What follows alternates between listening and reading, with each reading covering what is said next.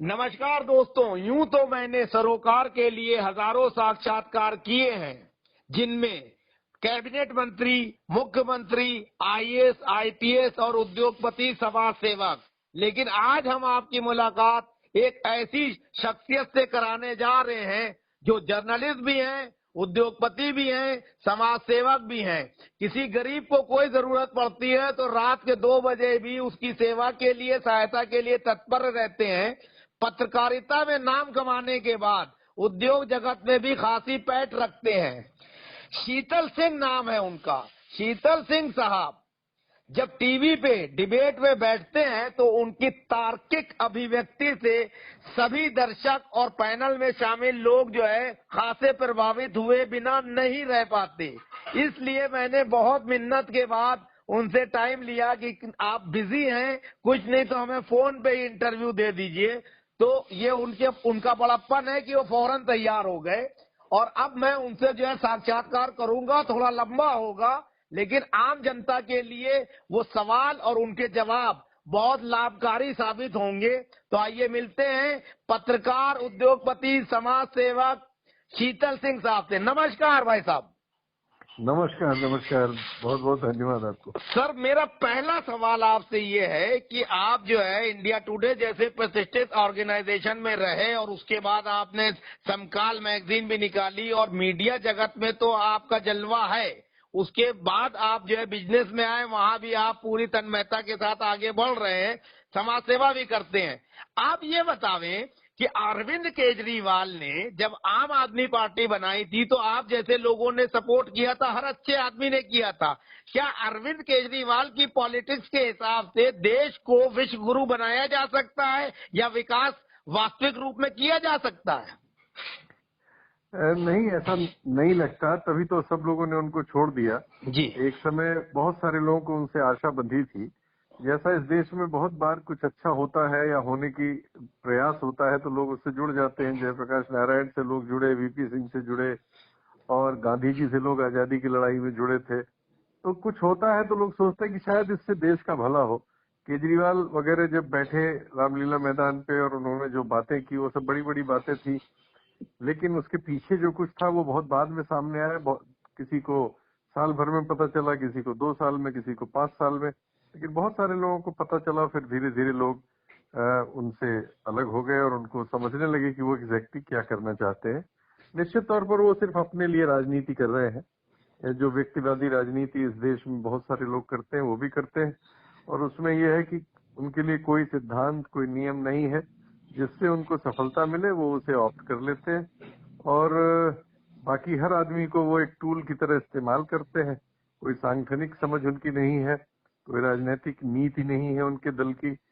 बस कुछ लॉलीपॉप्स हैं स्कूल और इन सब के, जिनको वो इधर उधर बताते हैं ज्यादा बढ़ा चढ़ा के, जैसे मोदी जी बताते हैं बहुत सारी बातों को बढ़ा चढ़ा के।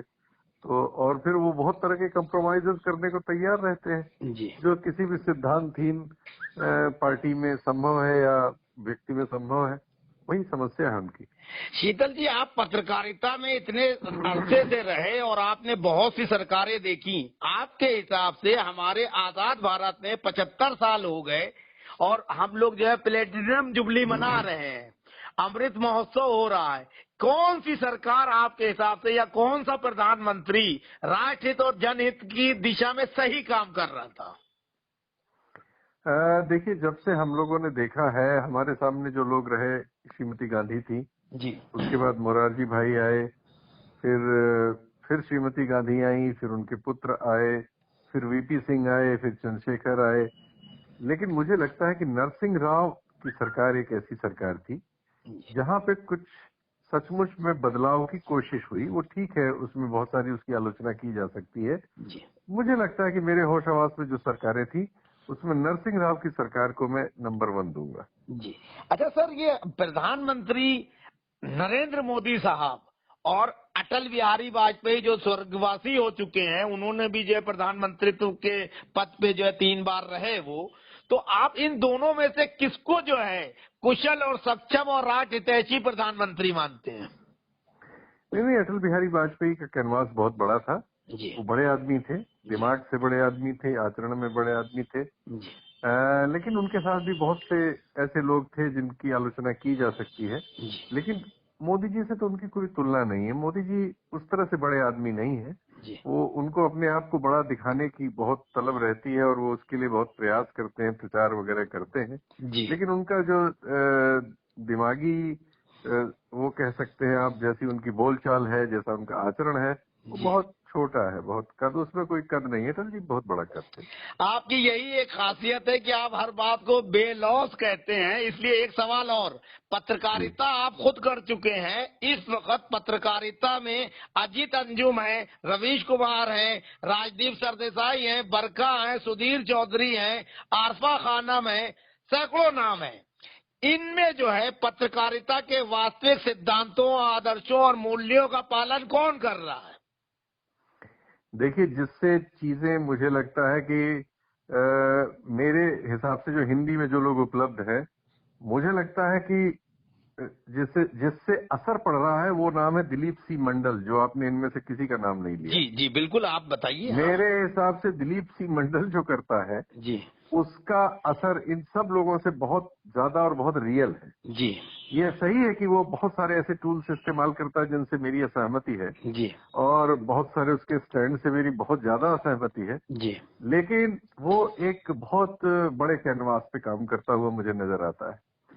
लेकिन ये सब जिनके नाम आपने लिए बहुत अच्छे लोग हैं, बहुत बड़ा काम कर रहे हैं इस दौर में, जिस समय सब चीजें बिक रही हों, बिक चुकी हों, सब चीजें बहुत क्रिमिनल हो गई हैं। पत्रकारिता वैसे हाथों में चली गई जिसे क्रिमिनल से नीचे नहीं कहा जा सकता कुछ। जी। ऐसे दौर में ये सब लोग जो कर रहे हैं, सब सैल्यूट के काबिल हैं।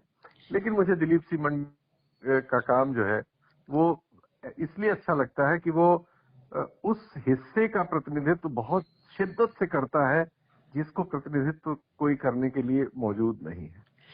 सर, एक चीज बताइए कि राजदीप सरदेसाई हैं, इन्होंने जब मोदी जी का इंटरव्यू किया और ये आपके रवीश कुमार को मैग्सेसे अवार्ड मिला, इनको सुधीर को भी अवार्ड मिले, क्या आप ये समझते हैं कि किसी पत्रकार को कोई अवार्ड मिल जाना उसकी पत्रकारिता को उच्च स्तर का बता देगा, कि वास्तव में जैसे दिलीप जी का आपने नाम लिया उस तरह की पत्रकारिता को जो है ज्यादा जनता को सम्मान देना चाहिए?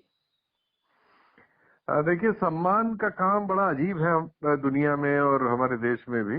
जी, लेकिन बहुत से लोगों ने मेहनत से उसे कमाया है। रवीश कुमार उसमें से एक है। वो 26-27 साल तक कंसिस्टेंट अपना काम बहुत जिम्मेदारी से करते रहे, और उन्होंने, आप कह सकते हैं कि जैसे कहते हैं ना, पॉलिटिकली करेक्ट, बहुत हद तक पॉलिटिकली करेक्ट वो रहे हैं मेरी नजर में।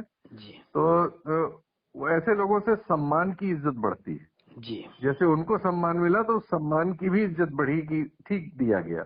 जी, लेकिन अब सुधीर चौधरी वाला मामला तो अब आप देख ही रहे हैं, और हम लोग अब क्या कह सकते हैं, उसको सम्मान क्या कहा जाए। जी, ये देने वाले भी पछता रहे होंगे कि हम लोगों ने कहा कि हाथों में दे दिया था। जी।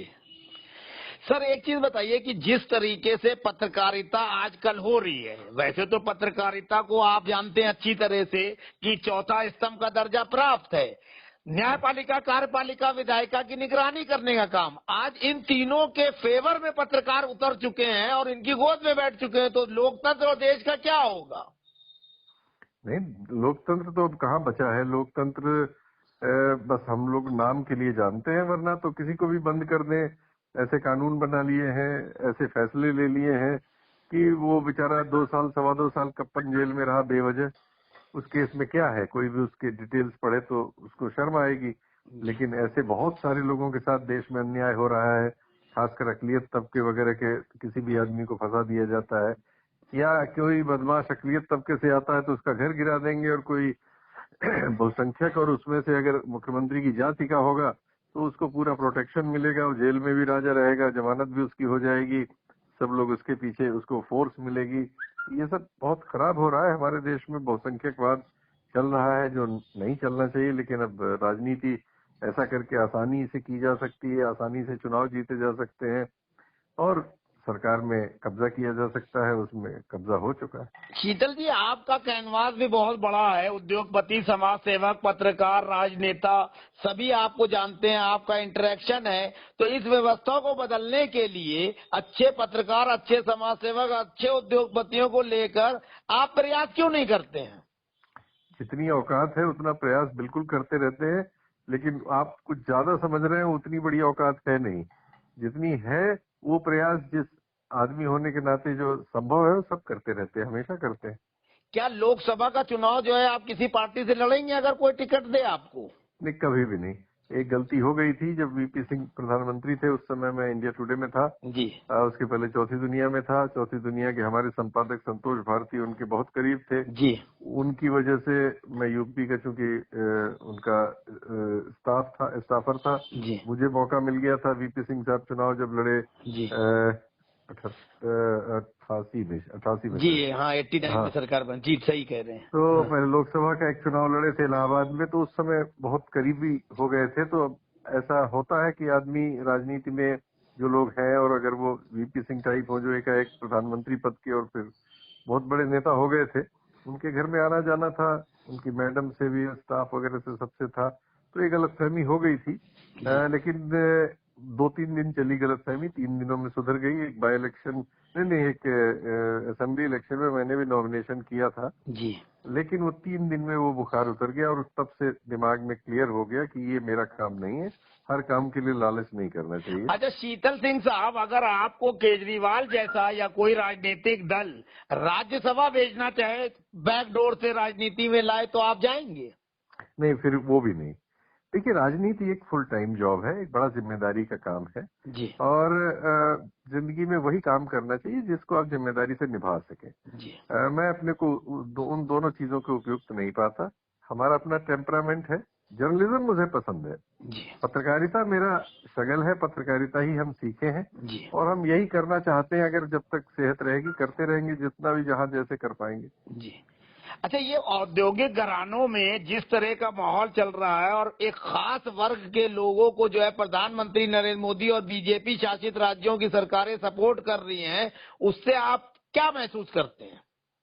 तबाही आ रही है, उससे ये हो रहा है कि सैचुरेशन हो रहा है राज्यों के बीच। ये देश बंट जाएगा इससे, जी क्योंकि अगर आप एक राज्य खास से आते हैं, उसी राज्य के उद्योगपतियों को आप मदद करेंगे, जी उसी राज्य के ठेकेदारों को मदद करेंगे, उसी राज्य के राजनेताओं को मदद करेंगे, तो फिर देश में डिस्पैरिटी जो है वो वैसे ही बहुत ज्यादा है। जी नई डिस्पैरिटीज पैदा हो रही हैं जी और मुझे लग रहा है कि ये बात उनको महाराष्ट्र में इस बार उसकी कीमत चुकानी पड़ेगी, जी क्योंकि महाराष्ट्र से वो बहुत सारी इंडस्ट्री गुजरात ले गए हैं। जी धीरे धीरे ये बात प्रेसिपिटेट हो रही है महाराष्ट्र में। जी तो आज महाराष्ट्र में है, कल वो महाराष्ट्र के आगे जाएगी, कर्नाटक में जाएगी, दक्षिण के राज्यों में ये समझ बनती जा रही है जी कि हम लोग ही देश के टैक्सेशन में मदद कर रहे हैं, विकास में मदद कर रहे हैं, इंडस्ट्री हमारे यहाँ ठीक चल रही है। और उत्तर भारत की भीड़ जो है वो गिनती में ज्यादा है, इसलिए ज्यादा एमपी पैदा कर देती है, सत्ता पे उनका नियंत्रण हो जाता है या उनके जरिए नियंत्रण हो रहा है। तो ये फ्रस्ट्रेशन पैदा हो रहा है देश में। ऐसे फ्रस्ट्रेशन नहीं होने चाहिए। ये सब चीजें देश को कमजोर करेंगे और पता नहीं कहाँ ले जाएंगे। वैसे ही हमारे देश के बॉर्डर्स पे समस्याएं हैं। हमारे जो दोनों तरफ बॉर्डर हैं बड़े, उन दोनों से हमारे रिश्ते अच्छे नहीं हैं। बीच बीच में झड़प उड़प भी हो जाती है, आतंकवाद का भी हमको सामना करना पड़ रहा है। तो ऐसी स्थिति में ऐसे फैसले तो बहुत नुकसानदेह है, लेकिन अब लिए जा रहे हैं, क्या कर सकते हैं। आपने बहुत बढ़िया बात कही, क्योंकि दक्षिण के राज्यों ने ये मांग उठाई भी है कि पॉपुलेशन के हिसाब से परिसीमन ना किया जाए, क्योंकि लोकसभा की सीटें बढ़ाने की जो बात कर रहे हैं प्रधानमंत्री नरेंद्र मोदी और बीजेपी, तो उत्तर भारत और हिंदी भाषी क्षेत्रों में ये जिस तरह से जीतते हैं तो सीटें बढ़ जाएंगी, तो सत्ता पे काबिज हो जाएंगे। तो वो लोग तो इसका विरोध कर रहे हैं। आपने जो बात कही, तो वो विरोध सही है। बिल्कुल सही है। अगर इस तरह से भाई कुछ लोग, आप देश के विकास में सिर्फ आबादी बढ़ा के योगदान कर रहे हैं जी और आपकी वजह से बाकी सारे सूचकांक गड्ढे में जा रहे हैं। जी सबसे ज्यादा गरीब लोग आप पैदा कर रहे हैं, अनपढ़ लोग पैदा कर रहे हैं, कुपढ़ लोग पैदा कर रहे हैं, जी और सिर्फ गिनती ज्यादा होने के नाते आप कब्जा कर लें, जी तो वो तो बात धीरे धीरे किसी को चुभने लगेगी जो ऐसा नहीं कर रहे हैं। जी जरूरत इस बात की है कि भाई आदमी भी कम पैदा किए जाए और साधन ज्यादा पैदा किए जाए। जी लेकिन आप अगर जहां उल्टा हो रहा है वो राजनीति पे भी उन्हीं का कब्जा हो जाए इस वजह से, तो ये तो लड़ाई का या आपस में तनाव का कारण बनेगा ही। देर सवेर ये चीजें सोचने लगेंगे लोग। अभी तमिलनाडु से कुछ वीडियो आए हैं जी जिसमें वहां के कुछ लोग हिंदी भाषा भाषी यूपी बिहार के लोगों के साथ ट्रेन वेन में मारपीट कर रहे हैं। जी तो ये सब चीजें बढ़ सकती हैं। ऐसा जी वातावरण, नए क्षेत्र हमारे यहाँ तनाव के पैदा हो सकते हैं। जी, तो क्या भारतीय जनता पार्टी जो है तनाव की राजनीति करके ही सत्ता पे काबिज होना चाहती है? कोई शक नहीं है, वो तो यही राजनीति करके उन्होंने एक मतलब कम संख्या वाले समूह को शत्रु घोषित कर दिया है और उसके बिना पे ज्यादा संख्या वाले लोगों को इकट्ठा कर लिया है। ये तो बहुत सरल राजनीति है। इस तरह से बंटवारा करके और लगातार मीडिया और सोशल मीडिया में उनका जो कब्जा है और दूसरे वो पैसे की वजह से जो प्रचार वो खरीद सकते हैं, तो जो नए टूल्स हैं व्हाट्सएप, इंस्टाग्राम, इन सब चीज का इस्तेमाल करके वो एक बहुत बड़ी आबादी को, खासकर उत्तर भारत और मध्य भारत की आबादी को, बहुसंख्यक आबादी को अल्पसंख्यकों के खिलाफ लड़ा के वोट में बदलते हैं, समर्थन में बदलते हैं, संगठन में बदलते हैं, बदल रहे हैं। ये बहुत खराब स्थिति है। समाज में बेहद एक दूसरे के खिलाफ नफरत पैदा हो चुकी है, शंका बहुत है, हिंसा हो रही है जगह जगह और एक हिंसक वातावरण बना हुआ है। समाज बेवजह तनाव में है। शीतल जी, इसमें कांग्रेस के युवराज कहे जाने वाले राहुल गांधी ने कश्मीर से कन्याकुमारी तक जो है भारत जोड़ो यात्रा निकाली, इस पे टिप्पणी कीजिए आप। किस सेंस में की गई, इसका क्या फायदा हुआ, लोकसभा चुनाव में कांग्रेस को कोई फायदा मिलेगा कि नहीं? देखिए, इससे एक चीज हुई, एक तो कांग्रेस सड़क पे नजर आई जी, सबसे बड़ी विपक्षी पार्टी होने के नाते उसको ज्यादातर नजर आना चाहिए था। जी, वो नजर आती है, कोशिश करती है, लेकिन उसका चूंकि मैंने जैसे कहा कि मीडिया, सोशल मीडिया और साधनों पर इस समय एक तरफा कब्जा हो चुका है। जी, ऐसे में कांग्रेस और अन्य दलों को मिलने वाले चंदे में भी भारी कमी आ चुकी है। नए कानून बन गए हैं जी, जिससे वो जो चंदा दिया जाता है वो बॉन्ड की शक्ल में दिया जाता है। जी, तो चूंकि सरकार में जो रहेगा उसको तो पता रहेगा कि ये बॉन्ड किसने दिया, कहाँ से दिया। जी, कहने की बात है कि किसी को पता नहीं होता, लेकिन सरकारों को पता हो सकता है, सरकार के पास टूल्स है। जी, तो इस वजह से क्या हो रहा है कि हमारे यहाँ जो भी चंदा आ रहा है उसका 90% बीजेपी की जेब में जा रहा है, जी, 10% में पूरा देश है, जी, कांग्रेस भी उसी में से है। जी, तो अब समस्या ये है कि इन दलों के पास जब पैसा नहीं रहेगा, फिर दूसरे इनकी कहीं सरकारें वगैरह हैं तो उन पे छापे पड़ रहे हैं, ईडी वगैरह के। सब विपक्षी सरकारों के यहाँ जी, ईडी और सीबीआई पहुंची हुई है। अभी छत्तीसगढ़ में छापे पड़ रहे हैं क्योंकि वहाँ कांग्रेस का प्लेनम होने जा रहा है। जी, तो ये सब जो हो रहा है, इससे दूसरे दलों के पास आर्थिक साधन कम होते जा रहे हैं, हो गए हैं, होते क्या जा रहे हैं, कम हो चुके हैं। जी, और अगर वो सड़क गर्म नहीं करेंगे तो फिर उनको कोई पूछेगा नहीं, वो गायब हो जाएंगे, गायब हो रहे हैं। जी, तो ऐसे में कांग्रेस ने ये बहुत समझदारी भरा फैसला लिया था। जी, इससे एक तो ये हुआ कि उनके जो युवराज हैं राहुल गांधी, उनकी जो छवि बना रखी थी मीडिया में और सोशल मीडिया में भारतीय जनता पार्टी और उनके आईटी सेल ने, उसमें धुंधली हुई है वो छवि। जी, थोड़ा पॉजिटिव चीजें भी सामने आई हैं। दूसरे मीडिया को भी नोटिस करना पड़ा उनको, क्योंकि इतनी दूर पैदल चलना जी, और बिना रुके चलना, जी, एक टी शर्ट पहन के चलना, दाढ़ी बढ़ाते हुए, बच्चों से खेलते हुए, तो हजारों बातें हुई उसमें। जी, उसकी आलोचना की कोशिश जो है धीरे धीरे धूमिल हो गई जी, और वो बड़ी सफल यात्रा रही। जी, लेकिन अब कांग्रेस अगर इतने में रुक जाएगी और कोई नया कार्यक्रम नहीं लेगी जो फिर जनता के बीच बड़ा इशू बने, जी, तो फिर उसको जो फायदा हुआ है वो बहुत देर तक टिकेगा नहीं।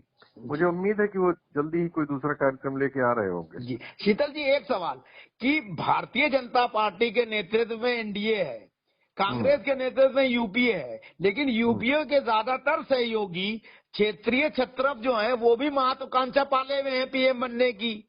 तो जी, ऐसी स्थिति में भारतीय जनता पार्टी के नेतृत्व वाले एनडीए को कैसे परास्त किया जाएगा? आज की जो हालत है उसमें वो परास्त नहीं कर सकते, जी, लेकिन अगर ये हालत बदल पाएंगे तो परास्त कर पाएंगे। जी, क्योंकि अभी भी 63% लोगों ने बीजेपी के खिलाफ, मोदी जी के खिलाफ वोट दिया है इस देश में। जी, तो वो जो 63% है उनको जो रिप्रेजेंट करते हैं, अगर उनमें समझ होगी, जी, वो खतरे को समझेंगे, जी, क्योंकि लोकतंत्र एकदम खत्म है। जी, इस समय सुप्रीम कोर्ट के 4 जज पहली बार हिस्ट्री में प्रेस कॉन्फ्रेंस करके कह चुके हैं कि लोकतंत्र खतरे में है। जी, अभी जो बार एसोसिएशन है सुप्रीम कोर्ट की, उसके अध्यक्ष दुष्यंत दवे ने जी, 3-4 दिन पहले ही भाषण दिया है जी, कि अब जो हमारा सुप्रीम कोर्ट है वो सरकार के टॉप लेवल पे जो लोग हैं उनसे संबंधित मामलों में फैसले ले पाने की हिम्मत नहीं जुटा पाता। जी, इसके पहले एक रिटायर्ड चीफ जस्टिस कह चुके हैं कि कांग्रेस के जमाने में सुप्रीम कोर्ट जिस तरह से केंद्र सरकार या किसी भी सरकार के खिलाफ कड़े फैसले लेता था और नजर आता था कि सुप्रीम कोर्ट है, अब उसकी हिम्मत नहीं बची है।